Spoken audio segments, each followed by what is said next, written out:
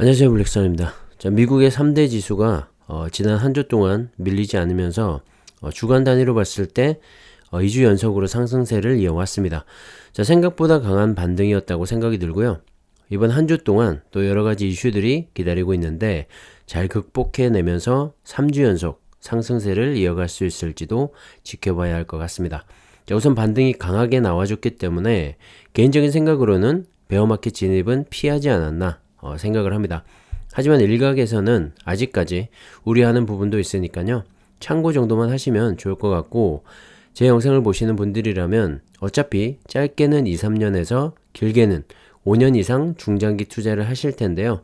큰 그림과 긴 호흡의 그런 관점에서 시장을 바라보시면서 투자하면 좋을 것 같습니다. 시장이 왜 이렇게 갑자기 빠지는지 혹은 또 올라가기 시작하는지를 모르고 시장에 투자하는 것보다 흐름을 알고 투자하시면 훨씬 더 재밌게 그리고 덜 불안하게 투자를 할 수 있을 거라고 생각을 합니다. 참고하시고요. 사실 러시아의 침공은 더 이상 시장에 악재를 만들어내지는 못하는 모습인데요. 다만 이 생각보다 길어지고 있는 전쟁으로 인해서 원자재 가격 상승에 대한 부담감이라든지 예상치 못한 또 다른 돌발 악재가 나올지도 모른다는 그 정도의 우려는 있는 것 같습니다. 어쨌든 하루빨리 협상이 마무리가 되어서 전쟁이 끝이 났으면 하는 바람인데, 다행히 러시아와 우크라이나 간의 5차 5번째죠. 평화 협상이 진행이 될 예정이라고 하죠. 현지 시간으로 28일에서 29일이니까 내일을 전후해서 협상 테이블이 한 번 더 깔리게 될 것 같은데요. 사실 어떤 결과가 나오게 될지는 모르겠지만 협상이 계속 진행이 된다는 말은 조만간 이 전쟁이 끝나게 될지도 모른다는 기대감을 갖게 하기 때문에 증시에는 역시 호재로 작용을 하게 됩니다. 자, 이런 상황에서 극적인 타협을 통해서 전쟁이 끝이라도 난다면 증시는 또다시 이 급반등을 보이게 될 테고, 제일 큰 대외 악재가 사라지게 되는 거죠. 다가오는 실적 시즌과 함께 기업들의 호실적이 뒷받침이 되어준다면 증시는 또다시 탄력을 받고 정고점을 향해서 힘차게 올라가지 않을까 생각을 합니다. 자, 그리고 요즘에 연준의 50bp 인상 가능성에 대해서 언론에서 계속해서 흘러나오고 있죠. 매일 접하다 보니까 높은 인플레이션을 잡기 위해서는 50bp 인상을 해야지라는 생각이 저절로 들게 될 정도입니다.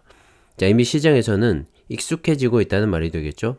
연준의 강력한 인플레이션 억제 정책들이 더 이상 시장의 두려움이나 악재가 되지 않는다는 그런 말이기도 합니다.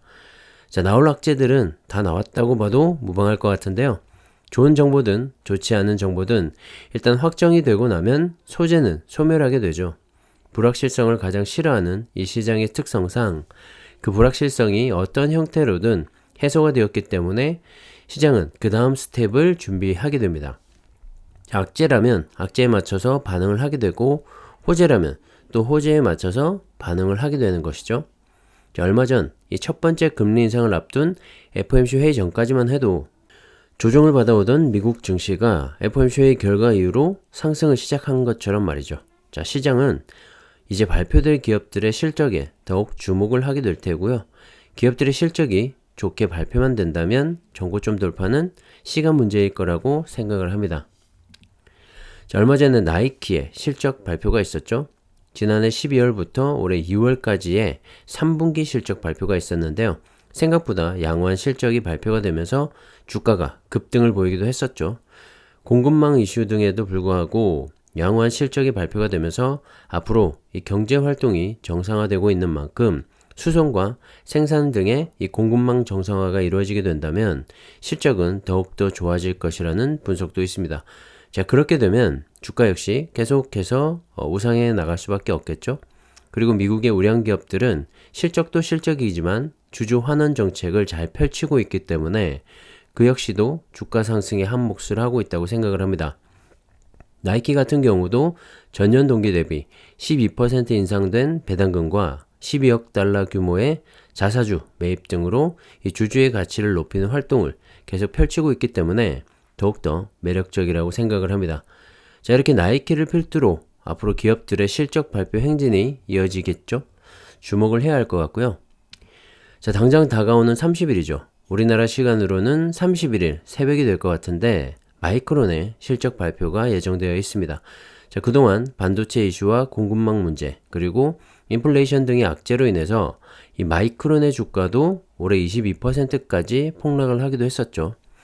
하지만 미국의 자산 관리 회사인 번스타인에 따르면 컴퓨터 칩 시장의 이 과잉 공급 문제가 해소되면서 디램 가격이 2분기나 혹은 3분기에는 바닥을 칠 것으로 보고 있고요. 그에 따라서 이 목표 주가도 58달러에서 94달러까지 28%나 올리는 모습을 보여줬습니다. 자, 전날 이 마이크론의 종가가 78.1달러였는데요. 20% 정도 더 올라갈 여력이 남아있네요. 자, 어쨌든 이렇게 기업들의 실적이 좋게 나오거나 아니면 이번 실적이 좀 좋지 못하더라도 남아있는 다음 분기의 실적이 좋게 평가가 된다면 또 충분히 올라갈 수가 있죠. 그래서 실적과 함께 이 기업의 성장성이 꽤 중요한 거고요. 투자할 때 참고하시면서 투자를 하시면 좋을 것 같습니다. 자, 중국에 오늘 좋지 않은 소식이 들려왔죠. 바로 코로나 확산으로 인해서 상해시까지 봉쇄령이 떨어진 건데요. 28일부터 다음 달 5일까지 순차적인 봉쇄에 들어간다고 합니다. 자, 중국 경제의 한 축을 담당하고 있는 상해시인 만큼 도시 봉쇄로 인해서 중국뿐만 아니라 전 세계에 미치는 그런 경제적인 영향도 클 것 같습니다. 자, 오늘부터 동부와 서부를 각각 나눠서 4일씩 전면 봉쇄를 하게 되는데요. 봉쇄 기간 동안 해당 지역 주민들은 집에서 머물러야 되고 대중교통도 운영이 중단이 된다고 합니다. 역시 중국다운 그런 조치라고 생각을 하고요. 어쨌든 그 때문인지 오늘 중국 증시는 전반적으로 혼조세를 보였고 특히 2차전지 관련주들도 약세를 보였죠. 시애틀도 4% 넘게 하락을 하면서 국내에서 투자 중인 이 차이나 전기차 ETF의 하락도 계속 이어지고 있습니다. 그리고 테슬라 같은 경우도 상하이시가 봉쇄가 들어가면서 최소 하루 동안은 조업을 중단할 계획이라고 발표를 했죠. 28일 이후로도 셧다운을 하게 될지는 아직 알려지진 않았는데요. 아무튼 이 중국의 코로나 확산세로 인해서 영향을 받고 있는 모습임에는 틀림이 없습니다. 자, 중국이 세계의 공장인 만큼 아무쪼록 코로나 확산세가 빨리 잘 마무리되었으면 합니다. 자, 변동성 지수인데요. 계속해서 하락세를 이어가고 있죠. 투심이 안정되고 있고 현재까지 오픈된 이 대외적인 악재들은 이미 다 반영이 된 듯 보입니다. 자, 조만간 20 아래로 떨어지면서 주가 상승을 위한 투심은 준비가 완벽히 될 것 같고요. 우리들도 상황을 지켜보면서 차곡차곡 모아갈 준비를 하면 될 것 같습니다. 자, 주가가 떨어질 때는 한없이 떨어질 것만 같아도 그 공포를 이겨내고 떨어질 때도 변함없이 모아간다면 평균 매수 단가도 떨어질 거고요. 수량은 늘어나 있을 겁니다. 자, 그런 상황 속에서 주가 상승을 만나게 되면 생각보다 빠른 회복과 함께 수익금도 늘어나게 되겠죠. 꾸준한 분할 매수를 하고 계시다면 수익률은 물론 낮아질 수가 있습니다. 그 대신에 늘어난 수량 때문에 주가가 오른다면 결국에 발생되는 수익금은 더 크게 되는 것이죠. 자, 큰 목돈이 있으시다면 한 번에 거치식으로 투자를 하셔도 되고요. 매달 혹은 간간히 여윳돈이 생길 때마다 꾸준히 분할 매수를 하셔도 전혀 문제가 없을 것 같습니다.